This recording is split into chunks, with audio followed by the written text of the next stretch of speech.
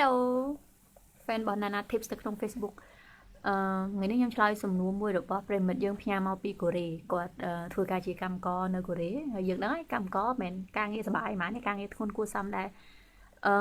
ម្ចាស់សំណួរមិនបានសួរជាសំណួរអីពិតប្រាកដទេគេគាត់ត្រូវការកម្លាំងចិត្តថានិយាយទៅឲ្យតែមានកម្លាំងចិត្តឲ្យគាត់ពីព្រោះក្រុមគ្រួសារគាត់ផ្ទះគាត់ដីគាត់ត្រូវបានគេរឹបអូសដោយសារតែជាពាក់ធនាគារហើយលើគ្នាធ្វើការចង់ដាច់ខ្យល់ងាប់ហើយបំណុលនៅតែជាបំណុលដដែលឬអ្នកសំខាន់គឺគាត់គ្មានកម្លាំងចិត្តនៅក្នុងការខំប្រឹងតស៊ូ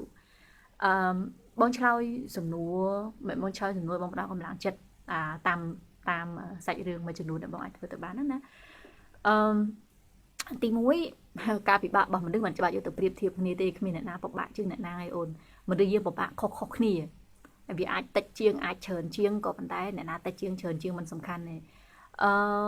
នៅក្នុងសភៅមួយក្បាលដែលបងទៅអានថ្មីហ្នឹងតាមពិតសភៅហ្នឹងគាត់និយាយពីរឿងស្អីហើយនឹងរឿងជំនួញអីទេ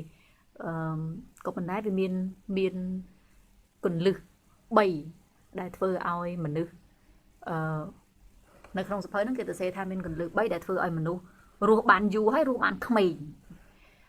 មាន3ទី1មនុស្សដែលរស់បានយូររស់បានក្មេងគឺជាមនុស្សដែលមាន purpose ជាមនុស្សដែលមានគោលបំណងណា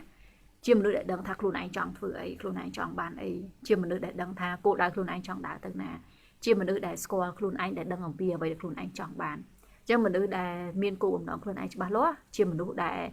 រស់បានយូរហើយរស់បានក្មេង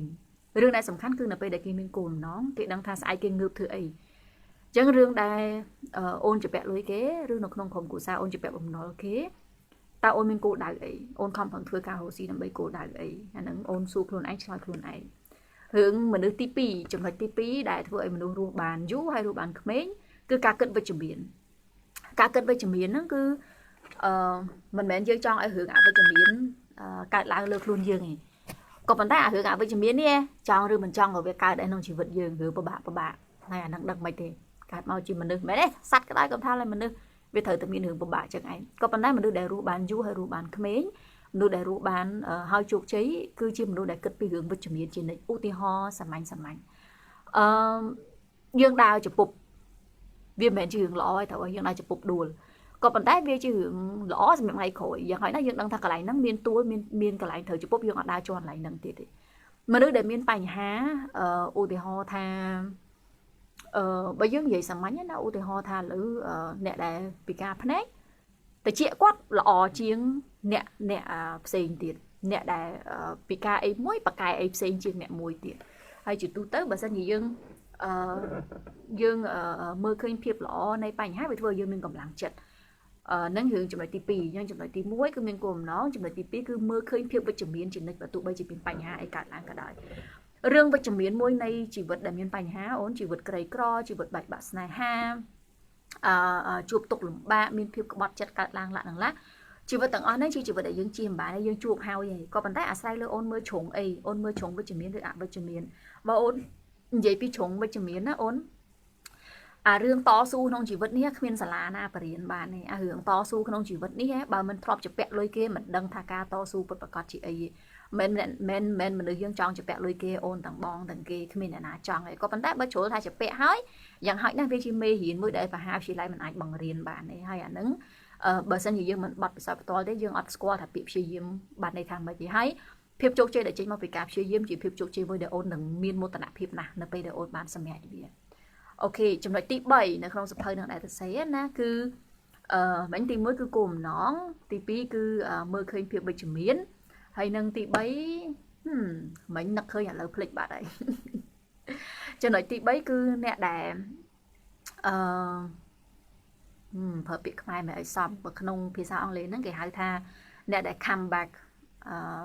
អ្នកដែលមានបញ្ហាហើយថាតើបន្ទាប់ពីបញ្ហាហ្នឹងគាត់ងើបឈរមិនយល់ទេនិយាយបន្តទៀតចំណុចទី3គឺអ្នកដែលពេលមានបញ្ហាហើយគាត់អត់ដួលឲ្យដេកនៅដីគាត់ងើបឡើងវិញអ្នកងើបឡើងវិញអ្នកដែលងើបឡើងវិញទើបជាអ្នកដែលរស់បានយូរហើយរស់បានក្មេងគឺអ្នកដែលជួបបញ្ហាគេវាយដួលសន្លប់ភីងតែក៏អត់ដួលនៅហ្នឹងឯងគាត់ងើបត្រឡប់មកវិញអញ្ចឹងអ្នកដែលងើបត្រឡប់មកវិញបន្ទាប់ពីបញ្ហាអ្នកហ្នឹងឯងជាអ្នកដែលរស់បានយូរហើយរស់បានក្មេងអញ្ចឹងសម្រាប់បងជីវិតមនុស្សយើងវាអាចប្រែប្រួលអញ្ចឹងអូនបើគិតតាមហុងស៊ុយអីវាអាច អាចមានឡើងមានចុះអញ្ចឹងឯងវាអាចមានពេលដែលយើងមានអាចមានពេលដែលយើងក្រអាចមានពេលដែលយើងលំបាកមានពេលដែលយើងសប្បាយចិត្តមនុស្សយើងម្នាក់ចង់ដឹងថាអ្នកនឹងយ៉ាងម៉េចគឺគេមើលបន្ទាប់ពីមានបញ្ហាបើមនុស្សនឹងអត់ដែលមានបញ្ហាយើងមិនបាក់ដឹកថាគាត់មនុស្សមិនប៉ុន្តែបើមនុស្សម្នាក់នឹងមានបញ្ហាហើយគាត់ងើបឈរដោះស្រាយនឹងបញ្ហាហ្នឹងអាពេលដែលគាត់ងើបឈរហ្នឹងឯងដែលបញ្ជាក់ថាអូនជាអ្នកណាហើយយើងមិនពិតប្រាកដអញ្ចឹងដល់ពេលដែលអូនពីមុនមកអត់ធ្លាប់មានជាពាក់អំណរគេទេឥឡូវហ្នឹងអូនធ្លាក់ខ្លួនជាពាក់អំណរគេដោយសារតែកត្តាគ្រួសារគេនឹងមើលថាតើអូននឹងរស់បានយូរហើយរស់បានក្មេងដែរអត់អាស្រ័យទៅលើថាតើនៅពេលដែលអូនជួបបញ្ហាហើយអូននឹងដេកដួលតាមបញ្ហាឬក៏អូនងើបឡើងប្រឈមមុខជាមួយនឹងបញ្ហាហ្នឹងហើយអូនកុំគិតថាតែបញ្ហាហ្នឹងខ្ញុំមិនអ្នកសាងទេឪពុកម្ដាយខ្ញុំអ្នកសាងកុំខ្វល់អូនតាមពិតណាពួកប្រភេទបញ្ហាដែលកើតឡើងមិនថាអ្នកណាជាអ្នកសាងទេក៏ប៉ុន្តែអ្នកណាដែលជាអ្នកដោះស្រាយទើបជាវីរៈបុរសពុតប្រកបចឹងអ្នកណាអ្នកសាងមិនសំខាន់ទេសំខាន់គឺអ្នកណាជាអ្នកដោះស្រាយអូនជាកូនប្រុសអ្នកដែលផ្សាយមកហ្នឹងគាត់ជាកូនប្រុសតែបើទោះបីអូនជាកូនស្រីក៏ដោយអូនត្រូវចាំថាអូននឹងក្លាយទៅជាវីរៈបុរសនៅក្នុងគ្រួសារអូននឹងក្លាយទៅជាមនុស្សរឹងមាំអូននឹងក្លាយទៅជាមនុស្សដែលមានឥទ្ធិពលនៅក្នុងគ្រួសារបើសិនជាអូនជាអ្នកដោះស្រាយបញ្ហាអញ្ចឹងមិនបាច់ចាំអង្គុយគិតថាអ្នកណាជាអ្នកបង្កបញ្ហា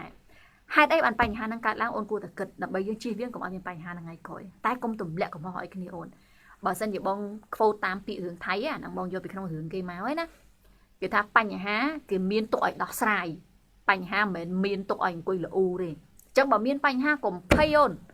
អរេប្រាប់ខ្លួនឯងថាអូខេបញ្ហាមានមួយទៀតខ្ញុំដោះស្រាយហើយខ្ញុំដោះស្រាយដោយភាពក្លាហានដោះស្រាយបានតិចឬច្រើនក៏ដោយប៉ុន្តែខ្ញុំនឹងដោះស្រាយតាមលទ្ធភាពដែលអាចធ្វើទៅបានដូច្នេះអូនធ្វើការនៅកូរ៉េអូនធ្វើឲ្យអស់លទ្ធភាពអូនខំប្រឹងអូនកុំកិច្ចម៉ោងអូនព្យាយាមអូនសន្សំសំចៃ